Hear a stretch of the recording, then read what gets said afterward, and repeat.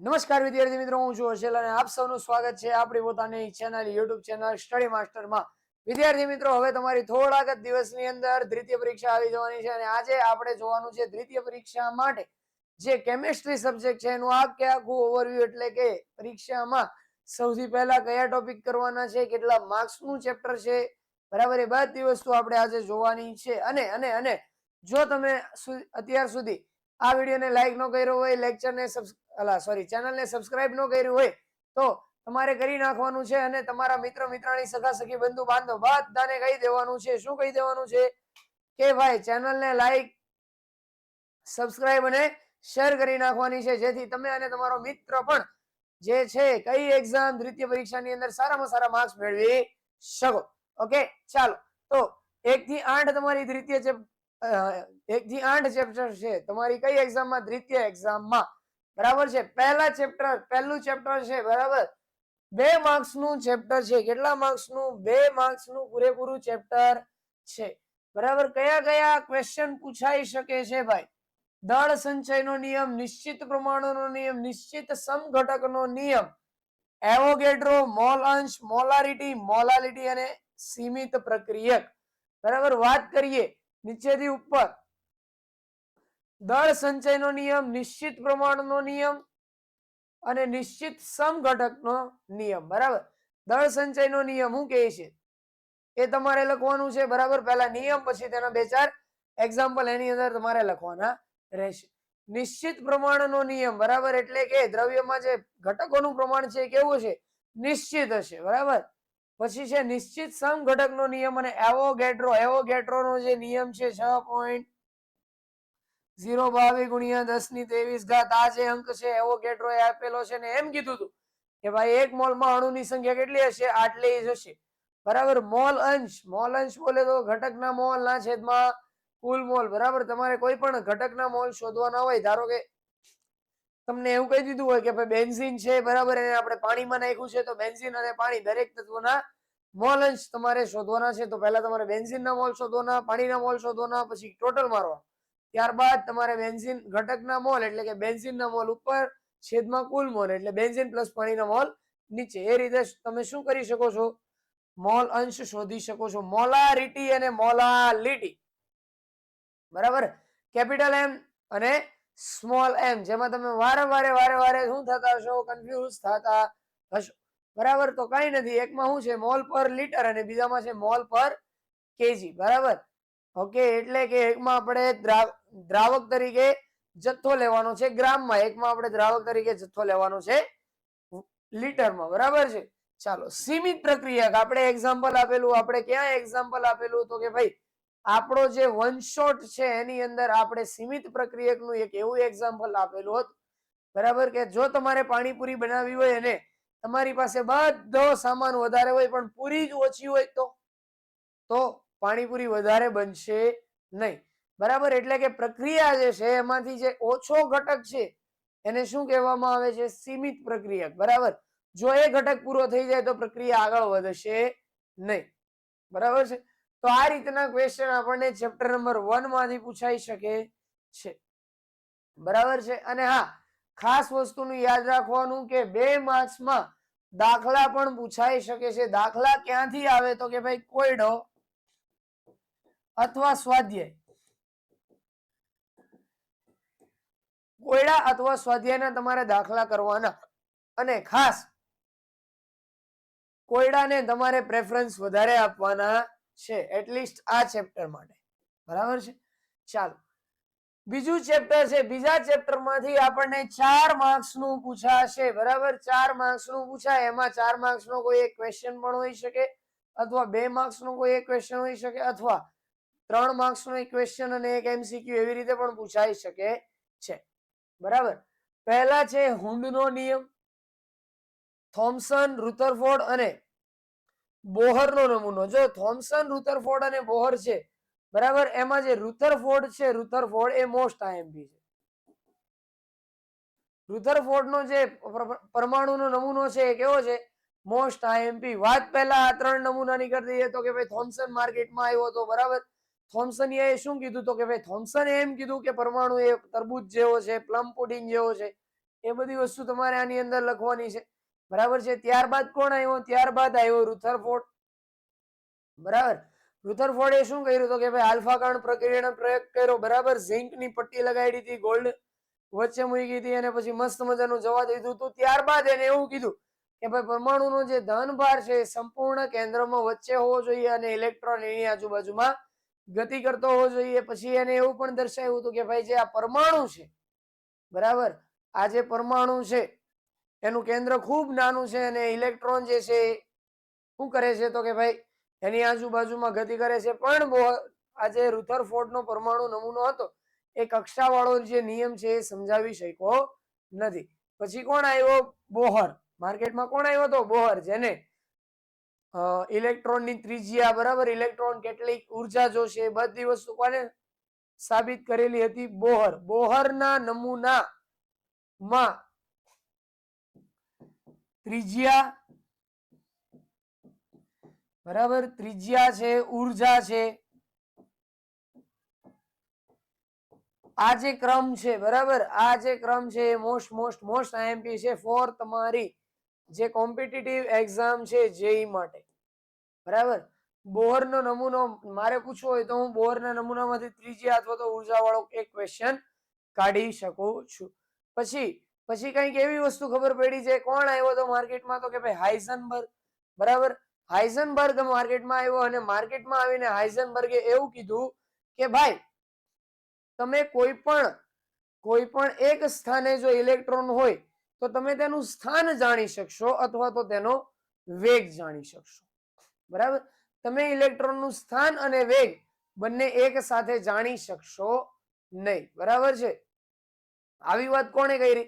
હાઇઝનબર્ગે. પછી એને સૂત્ર આપ્યું હતું, બરાબર છે, કે ભાઈ ડેલ્ટા એક્સ છે, બરાબર, ડેલ્ટા વેગમાન જાણી શકશો નહીં, h/2 આવું કઈક સૂત્ર એને આપેલું હતું. કોને આપ્યું હતું? હાઇઝનબર્ગ. પછી વાત થઈ કક્ષા અને કક્ષક એટલે શું? કોણ કક્ષા અને કક્ષક? એમાં પણ આપણે આપણા વન શોટ ની અંદર વાત કરી છે. બરાબર, કે ભાઈ એક રૂમ, એક બિલ્ડિંગ હોય, બિલ્ડિંગમાં 4 માળ KMLN, 4 માળની અંદર મસ્ત મજાની લોબી. બરાબર. લોબી ની અંદર જુદા જુદા ક્લાસ. તો કે ભાઈ કયા કયા ક્લાસ? SPDF.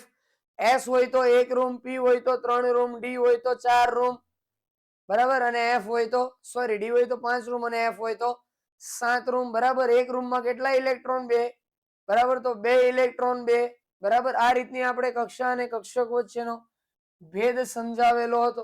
બરાબર. તો તમારા ચેપ્ટર નંબર 2 ની અંદર પરમાણુનું બંધારણ ચેપ્ટરનું નામ છે. આટલી વસ્તુ તમારે સૌથી પહેલા કરવાની રહેશે.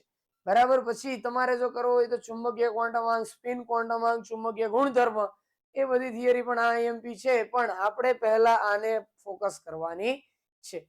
ઓકે, ચાલો. Chapter number 3. બરાબર.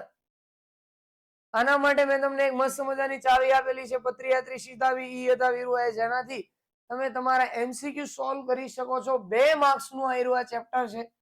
બરાબર છે. ચાલો. પહેલો છે ઓક્સાઇડ સંયોજન એટલે શું? તેના પ્રકાર તમારે જણાવવાના છે. વિદ્યુત ઋણતા એટલે શું? આવર્ત કોષ્ટકમાં તેની આવર્તિતા. વિદ્યુત ઋણતા એટલે કે ઇલેક્ટ્રોન નેગેટિવિટી. બરાબર. ચાલો. ઇલેક્ટ્રોન નેગેટિવિટી બોલે તો કોઈ પણ ઇલેક્ટ્રોન પાસે ઋણભાર અને ધનભાર હોય. બરાબર.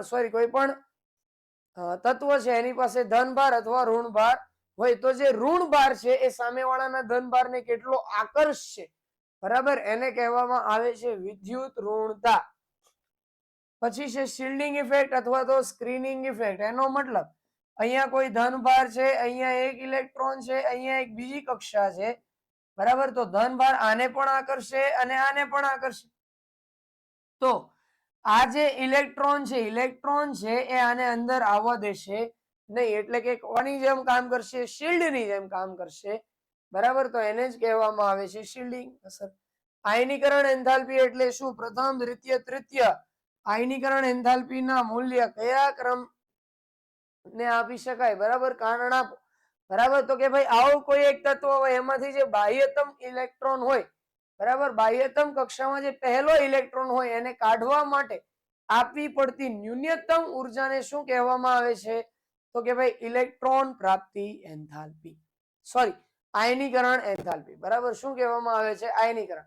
તો કે ભાઈ એક ઇલેક્ટ્રોન નીકળી ગયો, હવે તો કે ભાઈ ધન ભાર વધી ગયો ને ઋણ ભાર ઘટી ગયો, તો ઉર્જા શું આપવી પડશે? વધારે. બરાબર, તૃતીય આયનીકરણ એન્થાલ્પી એટલે કે બે ઇલેક્ટ્રોન નીકળી ગયા, ધન ભાર વધી ગયો, ઋણ ભાર ઘટી ગયો, તો પણ આપણે ઉર્જા કેવી આપવી પડશે? વધારે. બરાબર, કારણ કે આકર્ષણ બળ વધારે છે, ધન ભાર વધારે છે, પણ ઋણ ભાર કેવા થતા જાય છે? ઓછો થતો જાય છે. એનો તમારે શું કરવાનું છે? ક્રમ લખવાનો છે. ત્યારબાદ છે ત્રિપુટીનો નિયમ અને ન્યુલેન્ડનો અષ્ટકનો નિયમ. બરાબર, ડોવેનરનો ત્રિપુટીનો નિયમ એવું કહેતો હતો કે ભાઈ બે તત્વનો અણુભારનો સરવાળો કરો, છેદમાં 2 કરો. બરાબર, તો જે નવો પરમાણુ ભાર આવે એના આધારે એને તત્વોને ગોઠવી નાખ્યા, પણ એ જે કામ કર્યું એને, બરાબર, એ 20 સુધીના તત્વ સુધી કામ થયું, પછી આગળ કામ થયું નહીં, કારણ કે ડી વિભાગ આવી જતો હતો. બરાબર છે. પછી છે ન્યુલેન્ડનો અષ્ટકનો નિયમ. ન્યુલેન્ડના અષ્ટકના નિયમમાં શું કર્યું તો કે ભાઈ એને સંગીતના સૂરની જેમ સારે ગામા બધા નિશા એવી રીતે તત્વોને ગોઠવવાનું શરૂ કર્યું, પણ એનો પણ કઈ મેળ પડ્યો નહોતો. બરાબર છે. તો આ રીતે તમારું ત્રીજું ચેપ્ટર છે, તમારે સૌથી પહેલા આટલી વસ્તુ કમ્પ્લીટ કરી નાખવાની છે. ત્યારબાદ છે ચેપ્ટર નંબર 4. એમાં પહેલો ક્વેશ્ચન છે બીએમઓ અને એબીએમઓ બંધકારક ઇલેક્ટ્રોન અને અબંધકારક ઇલેક્ટ્રોન બોલે તો જેમાં બંધ બનાવવામાં જે ઇલેક્ટ્રોન ભાગ લે તેને બંધકારક કહેવાય. અબંધકારક કોને કહેવાય? તો કે ભાઈ બંધ બનાવવામાં ભાગ લેતા નથી, તેને અબંધકારક કહેવામાં આવે છે. ચેપ્ટર 4 માર્ક્સ નું છે. બરાબર, પછી છે આણ્વીય કક્ષકવાદ એમઓટી ની વિશેષતાઓ તમારે લખવાની છે. એમઓટી ની શું કરવાની છે? તો કે ભાઈ વિશેષતાઓ. એનો મતલબ તો કે ભાઈ એમઓટી માં કયા કયા તત્વો છે, બરાબર, એની વિશેષતાઓ જે પણ છે તે તમારે લખવાની રહેશે. સિગ્મા વાળી જે રચના છે, બરાબર. સંયોજકતા બંધનવાદને આધારે મિથેન તમારે સમજાવવાનું છે, એટલે કે એમાં કેટલા એલપી છે, ઇલેક્ટ્રોનની ગોઠવણી, બરાબર, કેટલા બીપી છે, બધી વસ્તુ તમારે સમજાવવાની રહેશે. ત્યારબાદ છે વીએસીપીઆર સિદ્ધાંત. બરાબર, વેલેન્સ બોન્ડ ઇલેક્ટ્રોન પેર સિદ્ધાંત. બરાબર, ઇલેક્ટ્રોન પેર રિપલ્શન. એનો મતલબ કે જે ઇલેક્ટ્રોન છે, બરાબર, એ એવી કક્ષકમાં જ ગોઠવવાનું પસંદ કરશે કે જ્યાં તેમની વચ્ચેનું જે અપાકર્ષણ છે એ સૌથી ઓછું થઈ જાય અને જે અંતર છે તે સૌથી વધારે થઈ જાય. એવું શું કહે છે? વીએસીપીઆર સિદ્ધાંત. ત્યારબાદ જો તમને આ ક્વેશ્ચન પૂછાય, બરાબર, તો તમારે LP LP LP BP BP BP વચ્ચેનો જે વીએસીપીઆર સિદ્ધાંત માટેનો અપાકર્ષણનો સિદ્ધાંત છે, બરાબર, એ ક્રમ પણ તમારે એની અંદર લખવો પડશે. ત્યારબાદ છે સિગ્મા અને પાઈ બંધ. બરાબર, સિગ્મા એટલે કે જે પહેલો બંધ બને તેને શું કહેવામાં આવે છે? સિગ્મા બંધ. અને જે બીજો બંધ બને તેને શું કહેવામાં આવે છે? પાઈ બંધ. સિગ્મા બોન્ડ મજબૂત હોય છે અને પાઈ બોન્ડ કેવો હોય છે? નબળો. બરાબર, ઓકે. ત્યારબાદ છે સંકરણ. ત્યારબાદ શું છે? સંકરણ. બરાબર, સંકરણ બોલે તો sp3 sp2 sp કઈ રીતે શોધવામાં આવે છે? તો કે ભાઈ જો સૌ પ્રથમ તત્વનું જે બાહ્યતમ કક્ષામાં ઇલેક્ટ્રોન હોય એને લઈ લેવાના, લઈ લીધા પછી એક આણ્વીય તત્વ લેવાના છે, પછી ધન ભાર હોય તો તેને લેવાનો, ઋણ ભાર હોય તો તેને લેવાનો. બરાબર, ત્યારબાદ નાઇટ્રોજન હોય તો તેને લઈ લેવાનો છે. બરાબર, એવી રીતે તમે શું શોધી શકશો? સંકરણ. sp3 છે, sp2 છે અને sp સંકરણ છે. બરાબર છે. ચાલો, ક્યારેક તમને એવું પૂછાઈ જાય ભાઈ કે s ગુણ શોધો અથવા તો p ગુણ શોધો. બરાબર, તો જો એક p અને એક s હોય તો એમાં 50-50% હશે. બરાબર, 2 p અને 1 s હોય તો 3 ભાગ પાડવાના, એટલે કે 33.3 અને આમાં 66.6. આમાં બધામાં 25%. sp3 માં s ગુણ 25% અને p ગુણ છે 1 માં 25%, એટલે 3 હોય તો કેટલો થઈ જાય? 75%. બરાબર, આ રીતનું તમારું sp3 બંધારણ, sp2 બંધારણ અને sp બંધારણ આવશે. પછી જાનનો નિયમ નથી આવ્યો, આ ફજાનનો નિયમ છે. બરાબર, કોનો નિયમ છે? ફજાનનો નિયમ. એનો મતલબ ફજાન એવું કહેતો હતો કે ભાઈ જો કોઈ એક ધન ભાર હોય અને કોઈ એક ઋણ ભાર હોય, સોરી, કોઈ એક તત્વ પાસે ધન ભાર હોય અને કોઈ એક તત્વ પાસે શું હોય? ઋણ ભાર. બરાબર. તો આનો જે ઋણ ભાર છે એ આના ધન ભારને આકર્ષવાનું કામ કરશે, પરિણામે જે તત્વનું બંધારણ છે એની અંદર શું આવશે? વિકૃતિ આવશે. એવું હું નથી કહેતો, એવું કોણ કહે છે? ફજાનનો નિયમ. ઓકે, તો ચેપ્ટર નંબર 4 માં તમારે આટલી વસ્તુ પહેલા કરી નાખવાની છે.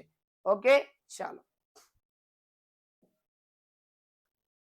ત્યારબાદ છે ચેપ્ટર નંબર 5 ઉષ્માગતિશાસ્ત્ર. બરાબર. તેમાં તમારે શું કરવાનું છે? હેસનો ઉષ્મા સંકલનનો નિયમ, આદર્શ વાયુ માટે સીપીસીવી વચ્ચેનો સંબંધ, ડેલ્ટા એચ બરાબર you plus RT, delta H અને ડેલ્ટા યુ વચ્ચેનો સંબંધ તમારે શું કરવાનો રહેશે? સાબિત. બરાબર. પહેલા તમને એ ખબર હોવી પડે કે ભાઈ આદર્શ વાયુ કોને કહેવાય?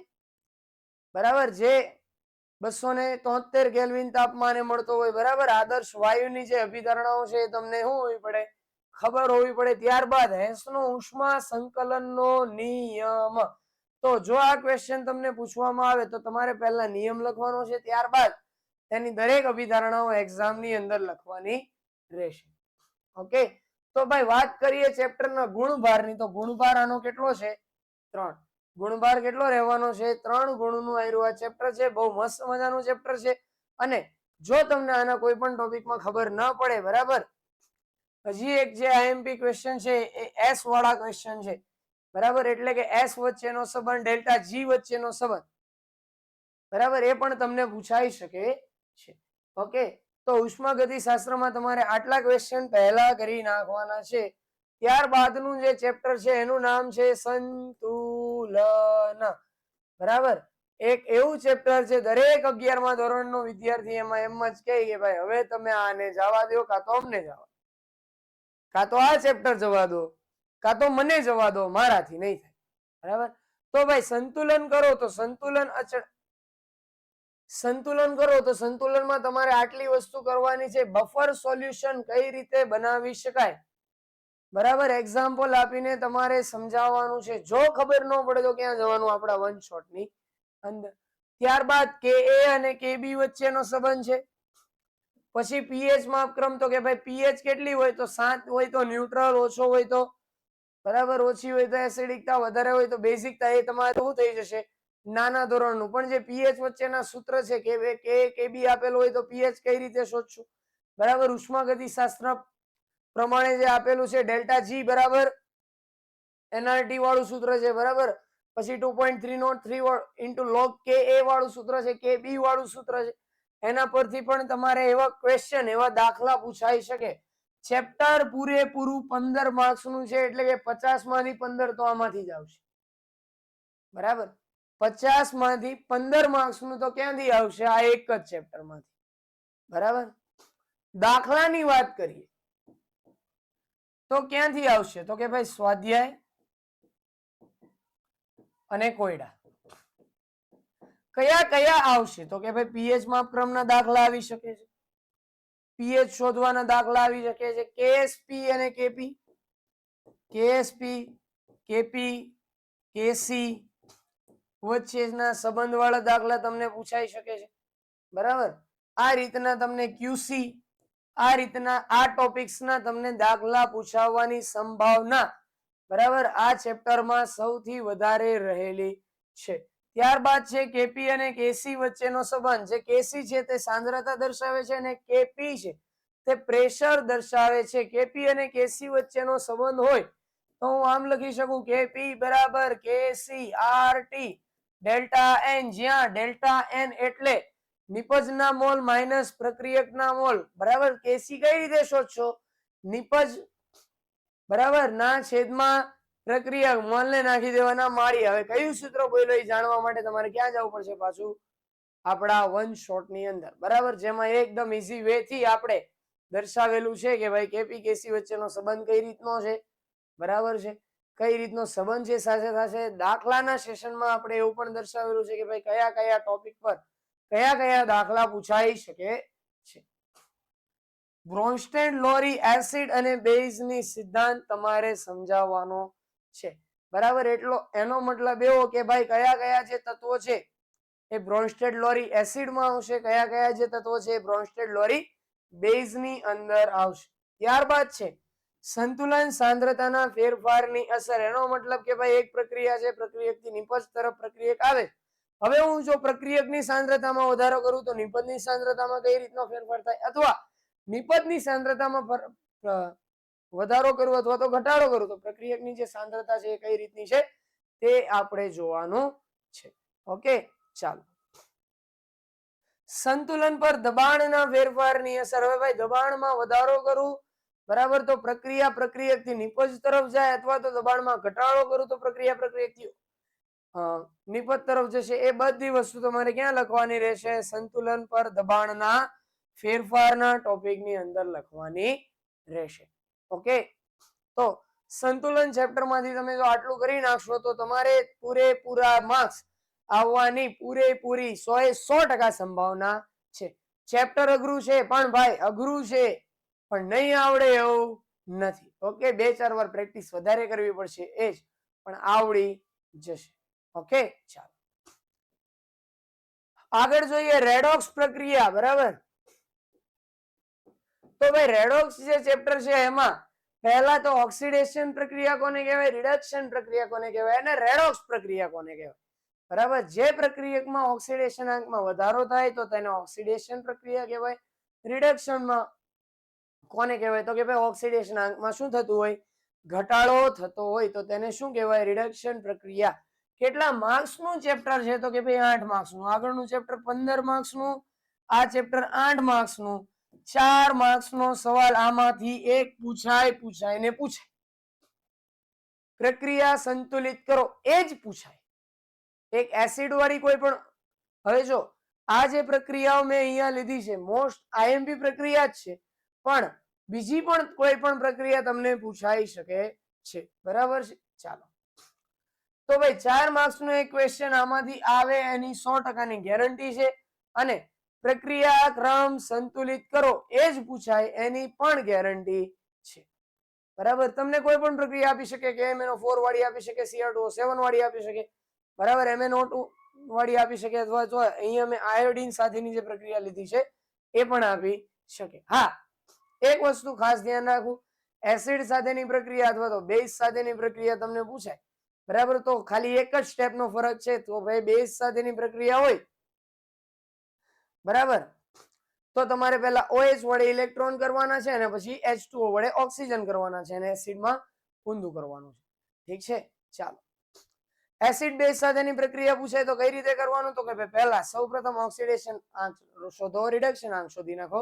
ત્યારબાદ શું કરવાનું, તો કે ભાઈ ઓક્સિડેશન રિડક્શન પ્રક્રિયા સંતુલિત કરો, પછી અણુનો ભાર સંતુલિત કરવાનો, પછી તો કે ભાઈ ઓક્સિડેશન અને રિડક્શન પ્રક્રિયાને આધારે તેમના ઓક્સિડેશન આંક નક્કી કરો. ત્યારબાદ ઇલેક્ટ્રોનને સરખા કરો, પાણી નાખી દો, એટલે કે ઓક્સિજનને સરખા કરી નાખો. બરાબર, એટલે તમારું જે ફાઇનલ રિએક્શન છે એ આવી જશે. બરાબર, હું બોલ્યો એમાં કઈ ખબર ન પડી હોય, જો તમને એવું લાગતું હોય કે ના ભાઈ એકવાર પ્રક્રિયા જોવા જેવી છે, તો રિવિઝન માટે વન શોટ ઇઝ બેસ્ટ. બરાબર, ત્યારે તમારે લેક્ચરમાં જઈને બધી વસ્તુ કરવાની જરૂર નથી. વન શોટ જો ઓકે, રિવિઝન માટે એ વસ્તુ બેસ્ટ છે. ટાઈમ પણ ના બગડે ને બધી વસ્તુ આવડી જાય. ઓકે, ચાલો. પછી છે આપણું મસ્ત મજાનું છેલ્લું ચેપ્ટર, બરાબર, GOC. 12 માર્ક્સનું ચેપ્ટર છે. 15, 8 અને 12, 35 પૂરા. બરાબર, તમારું પેપર 70% ત્રણ ચેપ્ટર માંથી જ આવશે. 3 ચેપ્ટર કરો 70 માર્ક્સ, બરાબર, તો બાકીના ન કરો તો ચાલે.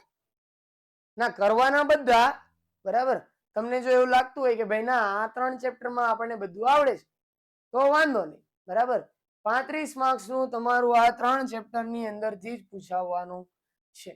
એરોમેટિક સંયોજનો, બરાબર, કોને કહેવામાં આવે છે? એરોમેટિક બોલે તો રિંગ વાળા એરોમેટિકતા દર્શાવશે કે નહીં દર્શાવે, એના માટે એક મસ્ત મજાનું સૂત્ર છે, 4n+2 બરાબર ઇલેક્ટ્રોનની સંખ્યા. બરાબર, આવું કઈ સૂત્ર છે. તમારે જે કઈ પણ ઇલેક્ટ્રોનની સંખ્યા હોય તે મૂકી દેવાની, -2 કરવાના અને 4 વડે ભાગી નાખો એટલે તમને મળી જાય કે ભાઈ આ જે તત્વ છે એ એરોમેટિક દર્શાવે છે કે એરોમેટિકતા દર્શાવતો નથી. ઓકે, એના પણ એક્ઝામ્પલ આપણે આપણા વન શોટ અને લેક્ચર્સ ની અંદર કરાવેલા જ છે. જો તમને મજા આવે, બરાબર રિવિઝન કરવાની ઈચ્છા થાય ચેપ્ટરનું, તો ત્યાં જઈને જોઈ લેવાના છે. ક્રિયાશીલ સમૂહ ઉદાહરણ આપી સમજાવો. બરાબર, તો એમાં શું હોય ભાઈ, ક્રિયાશીલ સમૂહનો જે ક્રમ છે, ક્રિયાશીલ સમૂહ કયા કયા હોઈ શકે? હેલોજન હોઈ શકે, ઓક્સિજન હોઈ શકે, બરાબર, CH3 સમૂહ હોઈ શકે, બરાબર છે, કીટોન હોઈ શકે, આલ્ડીહાઇડ હોઈ શકે, કાર્બોક્સિલિક એસિડ પણ ક્રિયાશીલ સમૂહ તરીકે હોઈ શકે છે. બરાબર, તો એના આપણે શું આપવાના છે? ઉદાહરણ. સમાનધર્મી શ્રેણી એટલે શું? બરાબર, સમાનધર્મી શ્રેણી એટલે એવું ન વિચારતા જે સમાન ધર્મ ના હોય તેને સમાનધર્મી શ્રેણી એવું હોય નહીં. એમાં તમારે પ્રોપર ક્વેશ્ચન નો આન્સર લખવાનો રહેશે. ઓકે, એટલે કે પહેલા એની વ્યાખ્યા લખવાની છે, સમાનધર્મી શ્રેણી એટલે શું, બરાબર. ત્યારબાદ તેના 2 કે 3 એક્ઝામ્પલ આપવાના છે. જો 3 માર્ક્સ ની અંદર ક્વેશ્ચન પૂછાય તો, 2 માર્ક્સ ની અંદર ક્વેશ્ચન પૂછાય તો તમારે શું કરવાનું કે ભાઈ સમાનધર્મી શ્રેણી એટલે શું અને તેનો એકમાત્ર ઉદાહરણ, બીજું કાંઈ લખવાની જરૂર નથી. ત્યારબાદ સમઘટકતા. બરાબર, સમઘટકતા દરેક ચેપ્ટરમાં હું તમને કહું છું, બરાબર. બંધન સમઘટકતા છે, આણ્વીય સમઘટકતા છે, રિંગ છે, ટોટોમેરિઝમ છે, મેટામેરિઝમ છે, બધી વસ્તુ ક્યાં આવી જશે તમારા સમઘટકતા એટલે શું, બરાબર. રિંગ ચેન છે, બરાબર, એ બધી સમઘટકતા આની અંદર આવશે.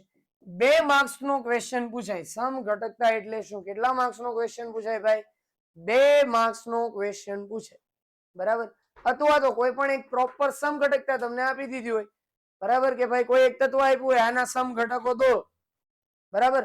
બંધારણીય સમઘટકો દોરો, શૃંખલા સમઘટકો દોરો, મેટામેરિઝમ દર્શાવો, ટોટોમેરિઝમ દર્શાવો, રિંગ ચેન સમઘટકતા શેમાં દર્શાવે છે તે તમે દર્શાવો, બરાબર. તો એ બધું તમારા કયા ટોપિકમાં આવશે? સમઘટકતા. પછી છે સંસ્પંદન બંધારણ એટલે શું? સંસ્પંદન બંધારણ બોલે તો કઈ રીતનું બંધારણ થાય છે? એમાં SS છે, આ રીતે ઇલેક્ટ્રોન ઇલેક્ટ્રોન બંધ બનાવે, આ રીતે ઇલેક્ટ્રોન ઇલેક્ટ્રોન, અથવા તો સીધે સીધા જોડાઈને જે બંધ બનાવે એ રીતનું છે. નાઇટ્રોજનના માપન માટેની ઝેડહાલ પદ્ધતિ 4 માર્ક્સ માટે મોસ્ટ અને મોસ્ટ IMP 4 માર્ક્સમાં નાઇટ્રોજનના માપન માટેની ઝેડહાલ પદ્ધતિ પૂછાય તો પહેલા તમારે એની આકૃતિ દોરવાની, ત્યારબાદ પછી શું કરવાનું, જે પદ્ધતિ છે તે લખવાની, બરાબર. સાધનો એ બધી વસ્તુ તમારે પ્રોપર લખવી પડશે. પછી જે આપણું મેઇન છે IUPAC નામકરણ, બરાબર. આપણું જે મેઇન છે કયું? IUPAC નામકરણ, બરાબર. અત્યારે તો હું તમને નામકરણ નહીં શીખવાડી શકું, પણ જો તમારે પ્રોપર IUPAC શીખવું હોય તો હું જ કહું છું કે ભાઈ વન શોટ જોઈ લો, બરાબર. એકવાર IUPAC નામ એમાં બધા આવી જાય છે, પછી તમારે કોઈ પણ પ્રકારની ચિંતા કરવાની જરૂર નથી. તો GOC ચેપ્ટર ની અંદર તમારે આટલી વસ્તુ કરવાની છે, બરાબર છે. ચાલો, તો આજે આપણે અહીંયા અટકીએ, બાકીની ચર્ચા કાલે, બરાબર. એટલે કે આપણા લાઈવ લેક્ચર ની અંદર તમને અને તમારા બધા જ મિત્ર મિત્રાણી, સખા સખી, બંધુ બાંધવને અમારી સ્ટડી માસ્ટરની પૂરેપૂરી ટીમ તરફથી એક્ઝામ માટે બેસ્ટ ઓફ લક.